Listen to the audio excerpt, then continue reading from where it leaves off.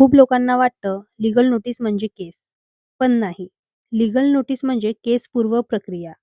Legal notice म्हणजे वकिलामार्फत पाठवलेला एक कायदेशीर इशारा, ज्यात समोरच्या व्यक्तीला सांगितलं जातं, तुमची चूक दुरुस्त करा, नाहीतर कोर्टात कारवाई होईल. बऱ्याच प्रकरणात लीगल नोटीसमुळेच वाद कोर्टाबाहेर मिटतो.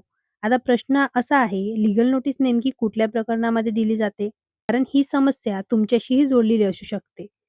उदाहरण द्यायचं झालं तर सगळ्यात जास्त येणारं प्रकरण म्हणजे पैसे देऊनही पैसे परत न मिळणं.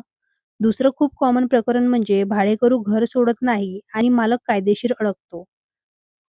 तिसरं प्रकरण जे अनेक जण लपवतात, नातेसंबंधातील वाद, विशेषतः पती-पत्नीमधील फसवणूक किंवा त्रास. याशिवाय नोकरीतून अचानक काढून टाकणं किंवा सॅलरी अडकवून ठेवणं. आजकाल वाढत चाललेलं आणखी एक प्रकरण म्हणजे फसवणूक, खोटे आश्वासन देऊन नुकसान करणं. आणि शेवटी संपत्तीवर हक्क नाकारणं किंवा मानहानी करून बदनामी करणं.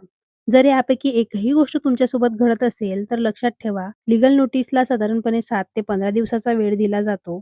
या काळात समोरच्या व्यक्तीने उत्तर द्यावं, नुकसान भरपाई द्यावी किंवा वाद मिटवावा. उत्तर आलं नाही किंवा चुकीचं आलं तर ते कोर्टात पुरावा ठरतं.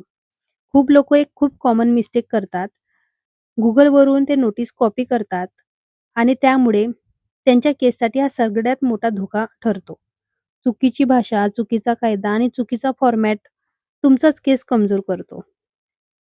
लीगल नोटीस ही फक्त चिठ्ठी नसते, ते कायदेशीर शस्त्र असते. योग्य कायदे, योग्य शब्द आणि योग्य दबाव हे फक्त अनुभवी वकीलच करू शकतो.